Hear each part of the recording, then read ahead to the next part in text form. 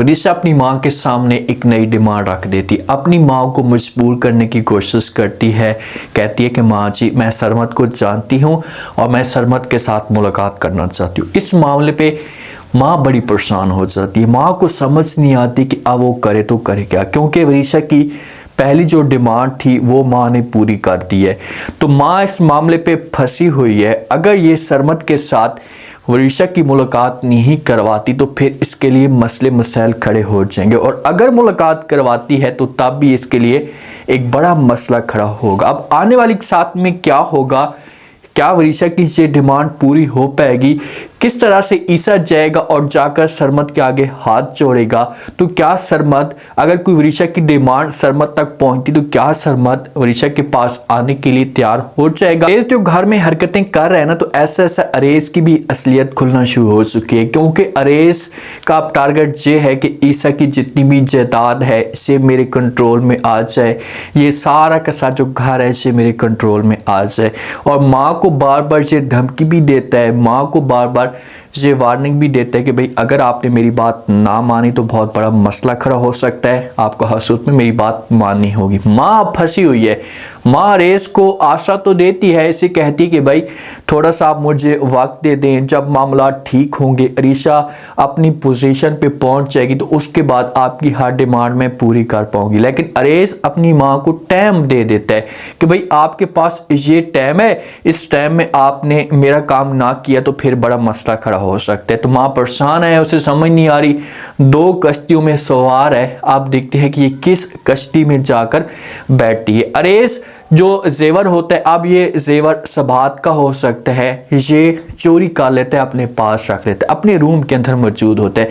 अब ये अलमारी में छुपा कर रखता है। तो जब अरेज की बेगम निगू ये सब कुछ देखती है जेवर, तो वो बड़ी हैरान हो जाती है कि अरेज के पास ये जेवर कहाँ से आ गया, भाई इसको तो इतने जेवर मिले ही नहीं थे, मेरी शादी हुई थी तो मुझे तो थोड़े से जेवर मिले थे, तो ये अरेज के पास कहाँ से आया। तो इसे पहुंच जाती है अरेज के पास और जाकर इसके साथ ये बात करती है, इसके सामने यही सवाल करती है और कहती है कि अरेज इतना सारा जेवर आपके पास कहाँ से आया। तो जब ये बात अरेज सुनता है, अब अरेज ने तो छुपा कर रखे हुए थे ना, अरेज तो ये समझ रहा था कि भाई किसी को कुछ भी नहीं पता चलेगा, लेकिन जब अरेज ये बात सुनते तो अरेज बड़ा परेशान हो जाता और बात को घुमाने की कोशिश करता और कहता है कि भाई उस जेवर से आपका क्या लेना देना, ये किसी की अमानत है, मुझे किसी ने अमानत दी थी तो मैंने अपने पास छुपा कर रख लिए और जब उसे जरूरत होगी तो मैं उसे दे दूंगा। अब निगू इतनी तेज है, वो सब कुछ समझ जाएगी, तो पता लग जाएगा, बल्कि उसे शक होना शुरू हो जाएगा कि भाई अरेज मुझसे कोई बात छुपाने की कोशिश करे। अगर ये जाती और जाकर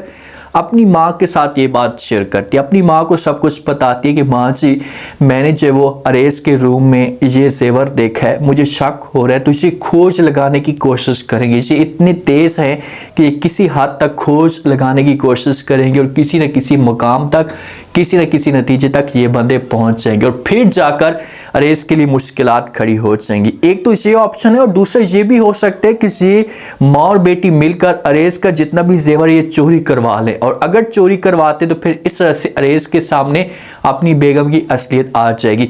ये जो खानदान है अरेज और जो शकील का खानदान है ना, इसे एक दूसरे को काटने की कोशिश करें। एक सिर्फ और सिर्फ ईसा है जिसकी सोच पॉजिटिव है और वो इस घर के बारे में गलत नहीं सोचता। वो अपनी माँ की वजह से, अपने माँ के फैसलों की वजह से इतना पीछे रह चुका है, लेकिन उसकी जो सोच है वो नेगेटिव नहीं है। अब वरीसा ने अपनी माँ के सामने और ईसा के सामने ये डिमांड रख दी है कि भाई मैं सरमद से मिलना चाहती हूँ। सरमद कौन है, क्योंकि वरीसा की ज़बान पे सरमद का नाम आ रहा होता है, तो सबात से भी मुलाकात नहीं करवाना चाहती थी, लेकिन आगे से माहौल इस तरह का बन गया था कि माँ मजबूर हो गई थी। तो अब ये सरमद के साथ कैसे मुलाकात करवा सकती है। अगर सरमद के साथ मुलाकात वरीसा की होती है तो फिर तो समझो कि वरीसा को सब कुछ इजाहत आना शुरू हो जाएगा। तो ईसा के सामने वरीसा ईसा की बात करती है और सबात के सामने भी बात करती है, तो सबात ईसा के साथ ये बात शेयर कर सकती है कि भाई वरीसा सरमद के साथ मुलाकात करवाना चाहती है। ईसा सबात ये समझा सकती है ईसा को कि भाई अगर आप अपनी बहन को खुश देखना चाहते हैं तो हमें ये सब कुछ करना होगा, इसे कुर्बानी देनी होगी।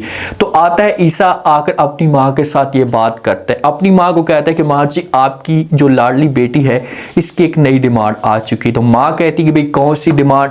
तो आगे से ईसा कहता है कि भाई आपकी जो बेटी है इसकी डिमांड ये आई है कि इससे आप मुलाकात करना चाहती है सरमद के साथ। ये बार बार सरमद के बारे में पूछ रही है और सरमद के साथ मुलाकात करना चाहती है। आप मुझे बताएं कि मैं क्या करूं? तो माँ आगे से बिल्कुल भी इनकार नहीं करती, माँ किसी किस्म की कोई भी बहस नहीं करती और ईसा को कहती कि भाई जल्दी जाएं और जाकर मुलाकात करवाएं, सरमद के आगे हाथ जोड़ें और उसे लेकर आ जाएं। मैं बस सिर्फ अपनी बेटी को खुश देखना चाहती हूँ, मैं अपनी बेटी को सेट देखना चाहती हूँ। अब माँ से कुछ बर्दाश्त नहीं हो रहा। ये ईसा की इतनी दुश्मन बन चुकी है कि ये अब चाहती है कि किसी तरह से वरीशा की हालत बेहतर हो और उसके बाद ईसा को मैं किक मारूं, इसे जलील और ख्वार करूं।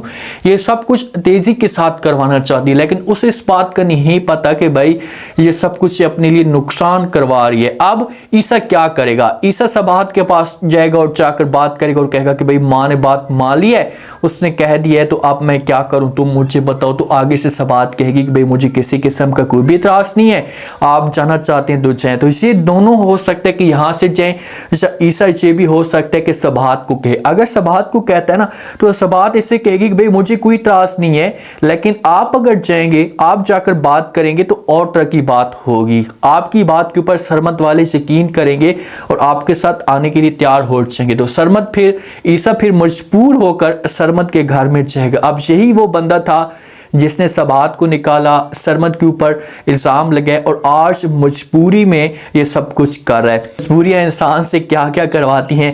ये सरमद के पास जाएगा और जाकर बात करेगा और कहेगा कि देखो सरमद भाई, वरीशा की ये डिमांड है, वरीशा आपके साथ मिलना चाहती है, उसने सही बात की है, तो आप क्या मिलने के लिए राज़ी हो जाएंगे? तो आगे से सरमद तो इनकार नहीं करेगा। सरमद तो वेट कर रहा था कि कब वरीशा मेरा नाम लेगी और वलदैन भी जो होंगे ये सरमद को समझाएंगे और कहेंगे कि भाई आप जाना चाहते हैं तो जा सकते हैं, किसी की जान अगर आपसे बचती है तो आपको हसूद में जाना होगा। तो सरमद फिर वरीशा के साथ मुलाकात करने के लिए पहुंच जाएगा और जब वरीशा देखेगी तो उसके बाद फिर ऐसा वरीशा मजीद स्टेबल होना शुरू हो जाएगी। जब सरमद का चेहरा देखेगी तो उसकी जो याददाश्त होगी 80 से 90% काम करना शुरू कर देगी और जब ये शकील माहौल देखेगा तो फिर तो शकील से बर्दाश्त नहीं होगा। शकील को तो ये सब कुछ अच्छा नहीं लगेगा, वो तो सब कुछ गलत करवाने की कोशिश कर रहा था, वो तो ये समझ रहा था कि भाई जल्दी से सब कुछ गलत होगा, लेकिन ऐसा सब कुछ ठीक होना शुरू हो जाता है और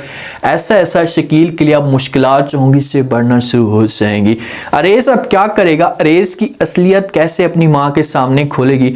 माँ को तो पता है कि अरेज मतलब परस इंसान है, लेकिन इसका सगा बेटा है, तो ये अपने सगे बेटे की सैड कर रही है। लेकिन अरेज अब जो चूना लगा रहा है ना, तो इसकी बेगम को इसके ऊपर शक हो चुका है और फिर वो जाकर अपनी माँ के साथ ये बात शेयर करेगी तो फिर अरेज को ये लोग किसी तरह से धोखा देंगे। शकील के लिए मुश्किलात बढ़ना शुरू हो चुकी हैं। ईसा के सामने कुछ न कुछ सबूत भी आना शुरू हो चुके हैं कि भाई ये जो बंदा है ये हमारे मुफाद में नहीं है, ये हमें नुकसान दे रहा था। अब देखते हैं कि नेक्स्ट एपिसोड में क्या होता है। सरमद की मुलाकात के बाद वरीशा का क्या रिएक्शन आता है। उम्मीद है आज का रिव्यू, आज के टीजर आप लोगों को पसंद आया होगा। आपने कमेंट सेक्शन में अपनी कीमती लास्ट में आपको क्या लगता है, क्या नेक्स्ट आने वाले के साथ में अगर सरमद आता है और आकर वरीशा के साथ मुलाकात करता है तो क्या वरीशा सरमद को पहचान लेगी? क्या वरीशा उसी मोहब्बत में वापस चली जाएगी जहां से इसने सरमद के साथ आगाज किया था? सरमद के साथ रहकर वरीशा को कितना सुकून मिलेगा? लास्ट में फीडबैक दें और चैनल को लास्ट में सब्सक्राइब कर दें। शुक्रिया।